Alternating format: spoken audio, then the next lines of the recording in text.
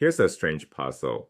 A text claims to be written in the 6th century BCE, yet it describes events from the 2nd century BCE with uncanny accuracy, battles, treaties, even specific diplomatic marriages. Then suddenly, its predictions go completely wrong. The author says a king will conquer all of Egypt and die near Jerusalem. That king actually died in Babylon, 1,000 miles away. What's going on? This isn't a failed prophet, it's a fingerprint. The moment where accuracy ends and errors begin marks exactly when the text was written. Once you learn to read this pattern, you can date ancient texts with remarkable precision. Welcome to apocalyptic literature, a genre that shaped everything from Jewish resistance movements to early Christianity. Let's crack the code. Apocalyptic literature, from the Greek apocalypsis, meaning unveiling, has three defining features. First, pseudonymous authorship. Writers claim to be ancient figures like Daniel or Enoch. Second, history disguised as prophecy. They narrate past events as if predicting them. Third, imminent divine intervention. God or angels will break into history any moment now. The context matters. When Antiochus IV Epiphanes, his self-chosen title, meaning God manifests, persecuted Jews in the 160s BCE, some rejected military revolt, and they believed God would send heavenly armies instead. Daniel is their manifesto. Daniel splits into two distinct halves. Chapters 1 through 6 contain morality tales, Daniel in the lion's den, the fiery furnace. These stories teach faithfulness under pressure. Chapters 7 through 12 shift dramatically to symbolic visions filled with beasts, horns, and cosmic battles. Here's the key insight. The visions are cyclical. Each one retells the same political history using different symbols. This isn't chronological prophecy about the distant future. It's coded history about the author's present moment. Daniel provides its own decoder ring. In chapter 8, a ram with two horns appears. The text explicitly states this represents Media and Persia. A male goat attacks the ram, that's Greece. The goat's great horn is the first king, Philip or Alexander. When that horn breaks, 4 horns replace it. Alexander's empire divided among his generals. Chapter 11 continues the pattern. The king of the north represents the Seleucid dynasty ruling from Syria. The king of the south represents the Ptolemies in Egypt. Judea sits directly between them, caught in endless wars. The abomination of desolation, a phrase that will echo through the New Testament, refers to Antiochus desecrating the Jerusalem temple in 167 BCE. Now we can pinpoint exactly when Daniel was written. Watch what the author gets right. The Seleucid Ptolemaic Wars, accurate. Roman intervention, which Daniel calls the Kittim, accurate. The temple profanation in 167 BCE, accurate. Possibly even Judas Maccabeus described as a little help for the faithful. Then everything falls apart. Now, Daniel predicts Antiochus will conquer Egypt, Libya, and Ethiopia. Never happened. Daniel predicts Antiochus will die between the sea and the beautiful holy mountain.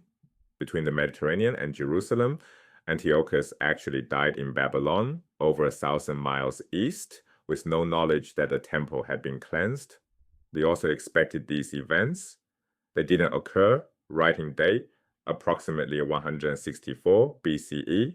The geographic error is striking. The author knew the Eastern Mediterranean intimately.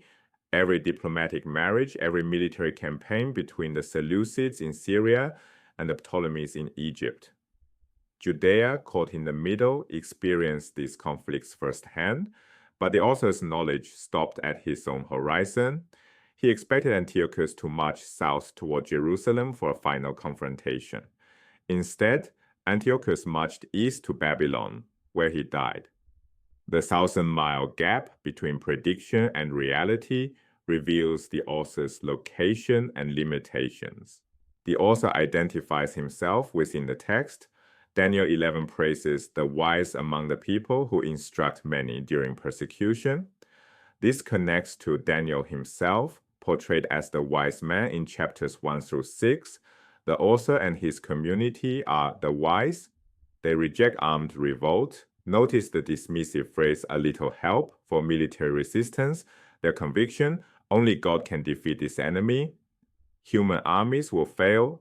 Heavenly armies, led by the Archangel Michael, will triumph any moment now. Daniel 12 reveals the expected timeline. Immediately after Antiochus's predicted death near Jerusalem, Michael the archangel will arise. The dead will resurrect, some to everlasting life, some to everlasting contempt. The wise will shine like stars forever. This wasn't a distant future prediction. The author expected these events within months, perhaps weeks. When Antiochus died in the wrong place and the resurrection didn't occur, the text remained.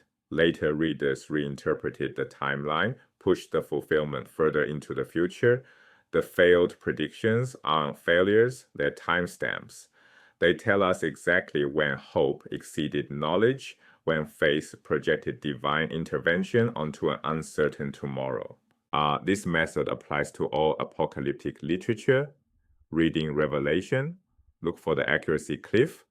Studying 1 Enoch or 4 Ezra, find where the author's knowledge ends. These texts aren't fortune-telling about events millennia later. They're coded resistance literature. Communities under persecution wrote hope into cosmic drama. The symbols protected them. Roman authorities wouldn't recognize criticism hidden in beast imagery. The pseudonymous authorship gave ancient authority to prison struggles. Recognize the genre and the text open up. Stop asking, what does this predict about our future? Start asking, what crisis was this community facing? The answer is always in the accuracy cliff. Daniel's apocalyptic worldview became the foundation of early Christianity. Jesus was an apocalyptic prophet. He expected God's kingdom to arrive imminently. Paul was an apocalyptic prophet. He expected to be alive when Christ returned. The entire early church operated within this framework. The connections are explicit. When Jesus speaks of the abomination of desolation in Mark 13 and Matthew 24, he quotes Daniel directly. The expectation of resurrection, heavenly armies, cosmic judgment, all flow from Daniel's vision. Early Christianity began as an apocalyptic Jewish sect. Understanding Daniel means understanding the mental world that produced the New Testament. The framework of imminent divine intervention shaped everything. Apocalyptic literature isn't about predicting the distant future. It's about giving hope to people in crisis. When human power seems overwhelming, when empires desecrate temples and martyrs die, these texts insist justice will come. Not through human armies, but through divine intervention. The failed predictions aren't embarrassments to explain away. They're our best historical evidence. They reveal exactly when communities wrote their hopes into cosmic drama.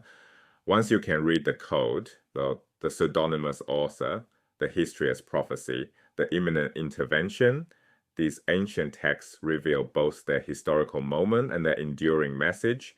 Trust that justice will come.